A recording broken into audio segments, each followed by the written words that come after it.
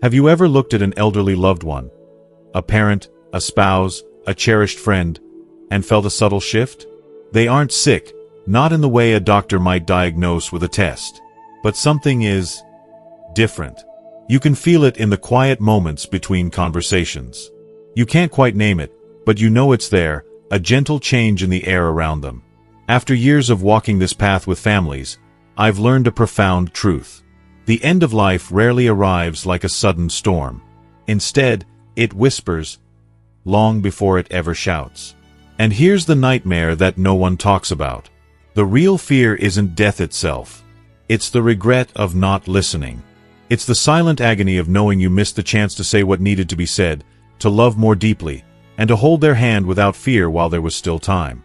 But what if I told you that learning to hear those whispers is one of the most sacred gifts you can ever receive? As a physician who has sat at hundreds of bedsides over the years, I've seen that these quiet signs aren't a countdown to fear. They are an invitation. An invitation to connect on a level you never thought possible. It's the profound difference between a goodbye filled with frantic, unspoken words, and a peaceful farewell, where every "I love you" and "thank you" has found its home. In this video, I am not here to scare you. I am here to prepare you. We are going to walk through 7 quiet, often missed signs that time may be growing short. I will show you what they mean, and more importantly, how to respond with grace and love. And I urge you, please, stay with me until the very end. The 7th and final sign we'll discuss is the most profound, and the secret I'll share about the one sense that remains when all others have faded. Well, that knowledge is the most important gift you can give in those final moments. It can change everything. Before we begin, I truly want to know how many of us have walked this path. If that feeling I described at the start, that sense that something has changed with a loved one, if that feels familiar to you, please take a moment and comment a simple yes below. It lets me know I'm not speaking into the void, and it shows others in our community that they are not alone in this journey. Okay, let's get started. Alright, let's begin with the first quiet sign, the one that often begins so subtly we almost miss it. Sign number 1. The slow retreat from the world. You start to notice it in small ways. The phone doesn't ring as much because your mother hasn't been calling her friends from church. When you plan a family birthday party, your father, who used to be the life of the party, now sits quietly in his armchair, observing rather than participating. After an hour, he looks exhausted.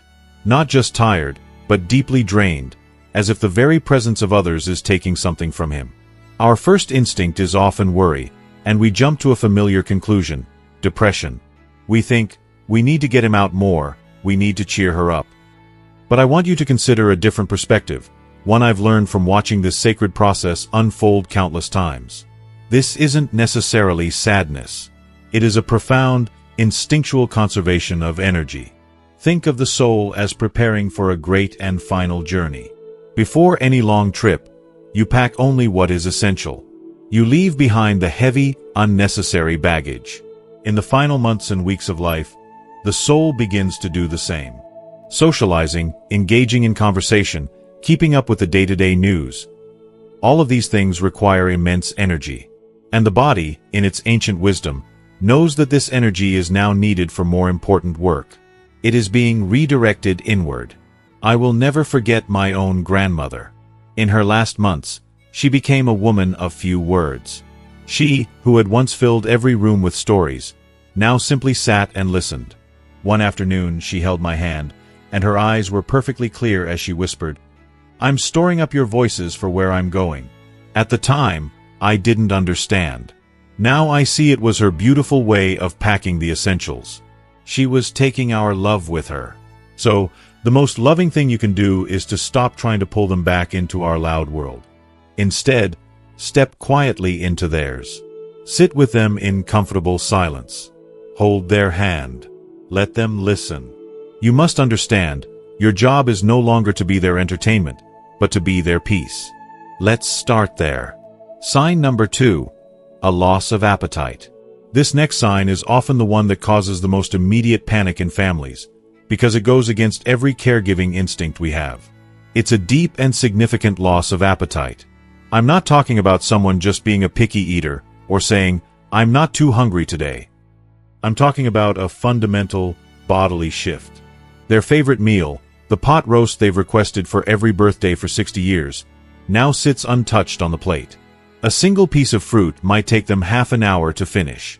A cup of tea is more than enough. As caregivers, our minds scream in alarm. You have to eat.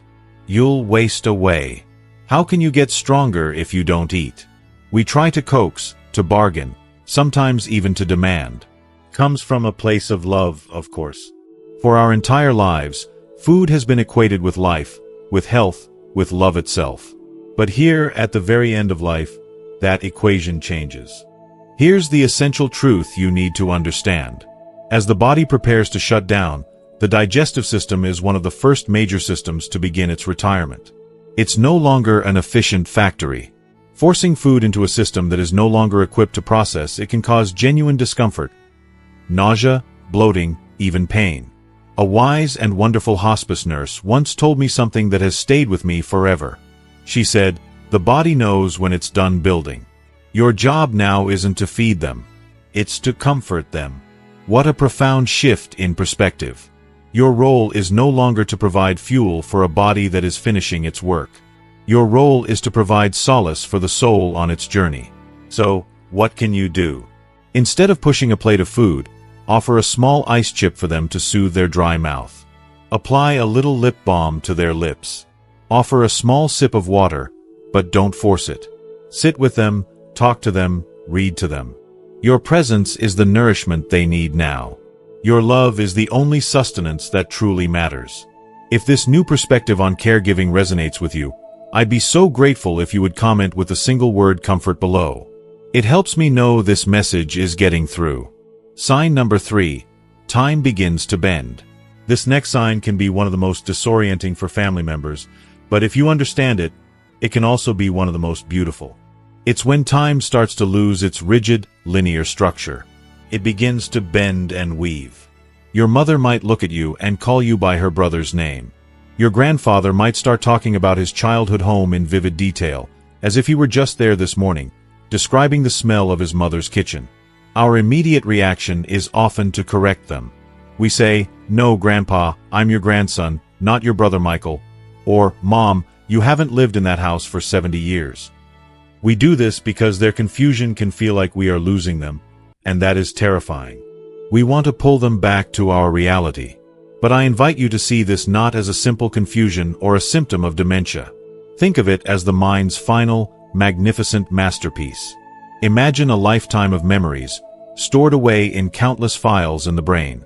In the final stages of life, the mind begins its great work of sorting and weaving. It's not losing the files. It's creating a beautiful, intricate tapestry out of them. It's connecting the most important threads of a life, childhood, parenthood, love, loss, into one coherent whole. The past and present are no longer separate. They are one. I had a patient once whose grandfather kept mistaking him for his long-deceased brother, Michael. For a while, the grandson kept correcting him, which only caused the grandfather distress. I suggested he try something different. The next time his grandfather said, "Michael, do you remember that time we went fishing at the lake?" The grandson simply played along. He said, "Tell me about it, I'd love to hear." That simple shift opened a floodgate of stories he had never heard before. Precious, beautiful pieces of his family history, gifted to him in those final days.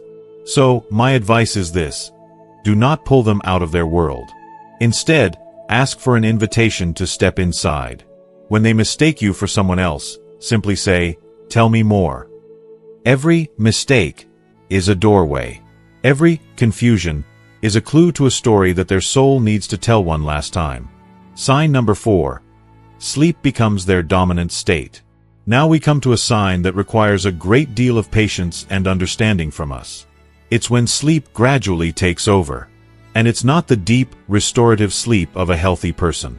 It's a different state of being, a kind of twilight drifting. It may start with them sleeping 16 or 18 hours a day. Then, it becomes 20, and then 22. They may only be awake for brief, fleeting moments.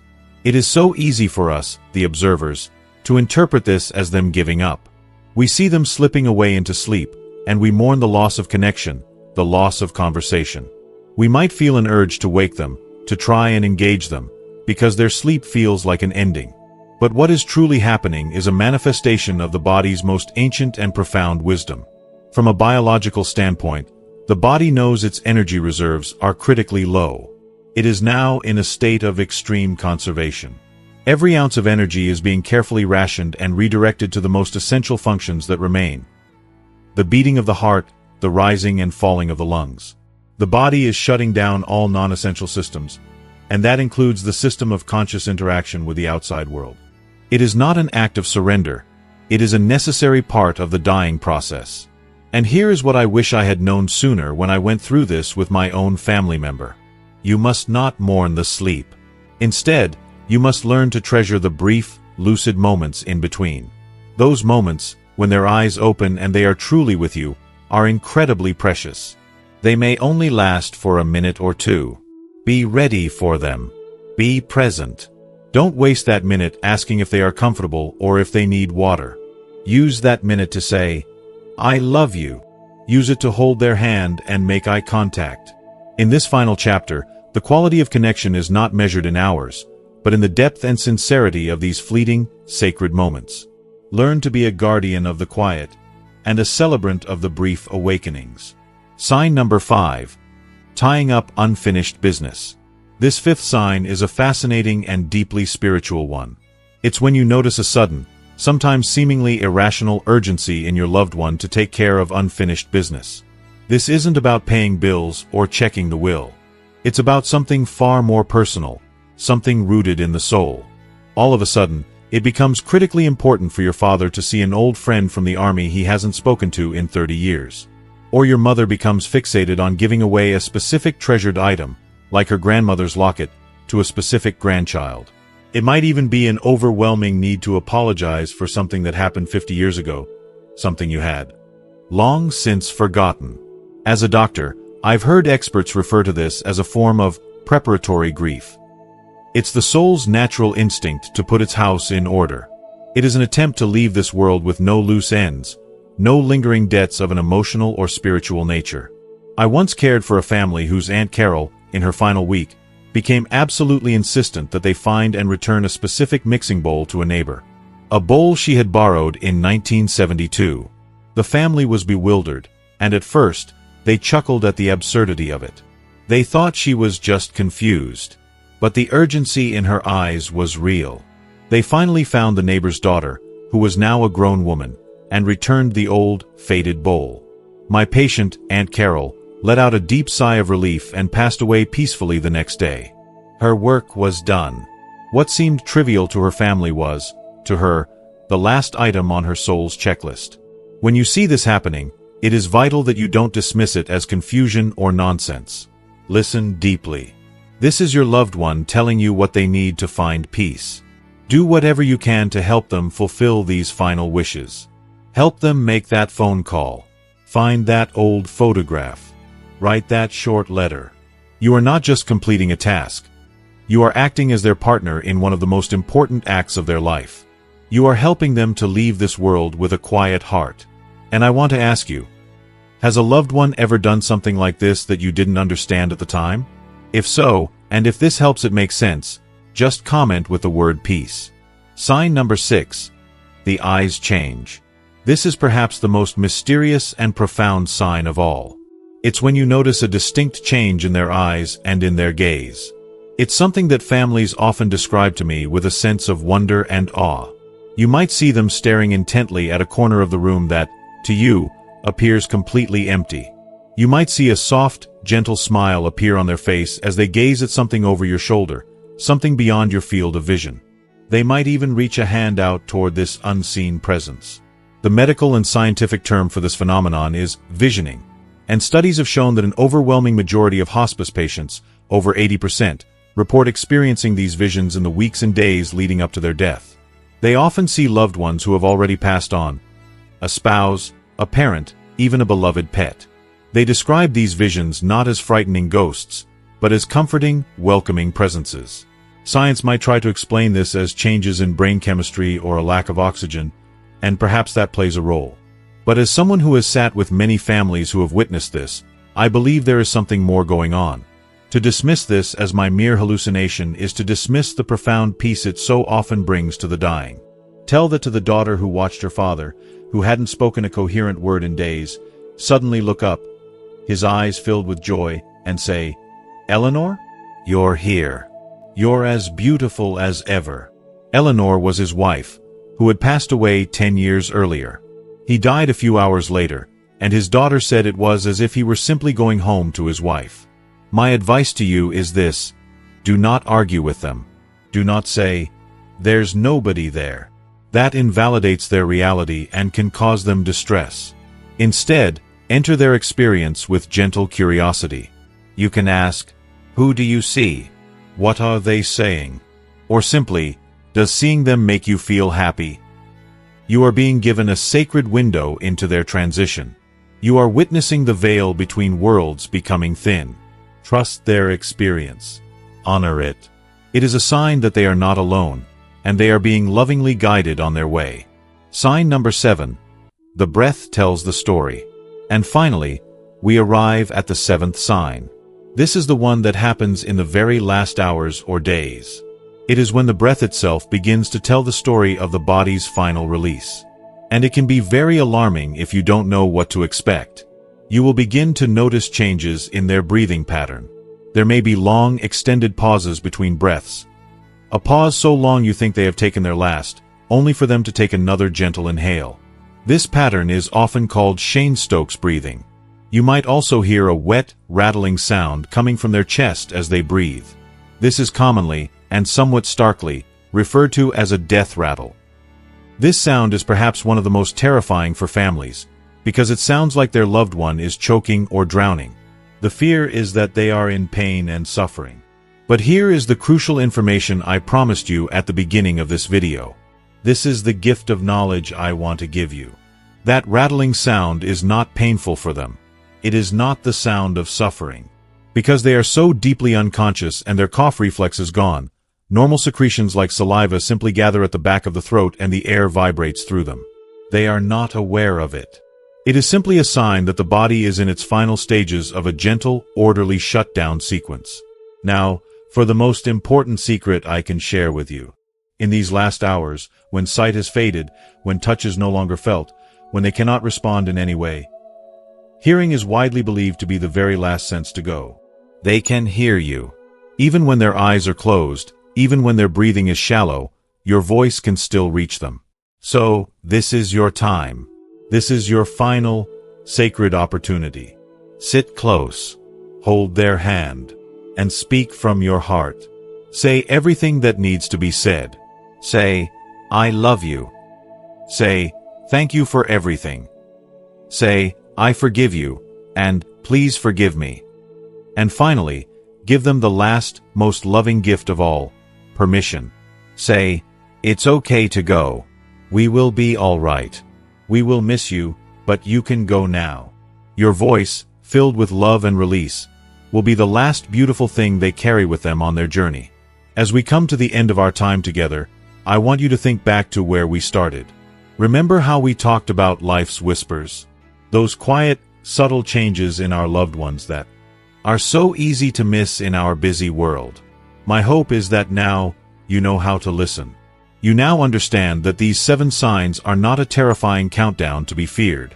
They are a roadmap, a sacred roadmap to loving without regret. They are an invitation to slow down, to be present, and to witness a life's closing chapters with the grace and tenderness they deserve. And when that final page turns, as it does for all of us, you will be able to look back not with questions or what-ifs, but with a peaceful heart, knowing that you honored every single word of their final story. But knowledge is only truly powerful when we put it into action. So now, I have one important question for you, and I ask that you answer it thoughtfully. What is the one commitment you are making to yourself, or to a loved one, after watching this video? It could be something as simple as, "I promise to listen more," or "I promise to just sit in silence with my father," or "I will hold my mother's hand." Please, share your personal commitment in the comments below. Your words don't just hold you accountable. They create a ripple of inspiration for everyone else in this community who is walking a similar path. Let's lift each other up. And if you found real value and comfort in our time together today, please show your support by giving this video a like. It's a simple gesture that lets me know this message has reached you. To ensure you continue on this journey with us and never miss another video full of this kind of guidance, hit that subscribe button. It's more than just subscribing. It's joining a community of caring friends, dedicated to navigating these years with wisdom and heart together. You are not alone on this road. Finally, think of one person in your life who truly needs to hear this message today. Please, share it with them. It might be the most comforting gift you can give them. Thank you for watching. Stay well, stay wise, and I'll see you in the next video.